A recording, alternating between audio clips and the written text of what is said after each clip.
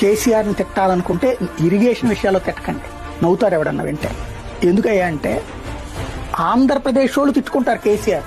ఆంధ్రాకి రావాల్సిన నీటిని రకరకాల దారుల ద్వారా మడించేశాడు ఆయన. లేకపోతే కేసీఆరే అలా చేయకపోతే భారతదేశంలోనే అత్యధిక దిగుబడి పంట రాష్ట్ర విభజన తర్వాత తెలంగాణకి ఎట్లా సాధ్యమైంది? ఒకప్పుడు ఏమన్నారు, ఆంధ్ర వాళ్ళు నీళ్ళని దోచుకుంటున్నారన్నారు. మరి ఆంధ్ర వాళ్ళు నీళ్ళని దోచుకుంటే తెలంగాణకి పంటలు ఎక్కడి నుంచి ఎందుకు ఎక్కువ వచ్చింది? ఆంధ్ర 7వ స్థానం ఉంటే తెలంగాణ నెంబర్ 1 ఉంది. అన్ని పంటలు నెంబర్ 1కి వచ్చినాయి అక్కడ. అలాంటిది ఇప్పుడు దేశంలోనే సన్నబియ్యం ఎక్కువ ఎక్కడ దొరుకుతుంది? తెలంగాణలో. ఎలా సాధ్యమవుతుంది సన్నబియ్యం? ఎంత నీళ్ళు అవసరం అంటే అక్కడ ఏర్పాటు చేసినట్టే కదా ఆయన. దాంట్లో సాధారణ ప్రజలకు అర్థం కాని భాషలో నోటికొచ్చిన లెక్కలు, ఇష్టం వచ్చిన కథలు చెప్పేసుకుంటున్నాం. సాగునీటి ప్రాజెక్టుల రూపంలో చూస్తే ఒకటి చెరువుల పూడికలు తీసి మిషన్ కాకతీయ రూట్లో భూగర్భ జలాలు సక్రమంగా ఉండేటట్టు చూడమైనా, కృష్ణా గోదావరిలో నీళ్ళని ఆంధ్రాకి అంటే ముందే ఆ ప్రాజెక్టులు కట్టేసేసి అక్కడి నుంచి నీటిని వల్లించినోడు కేసీఆర్.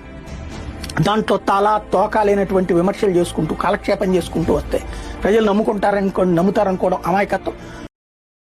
Download ShareChat.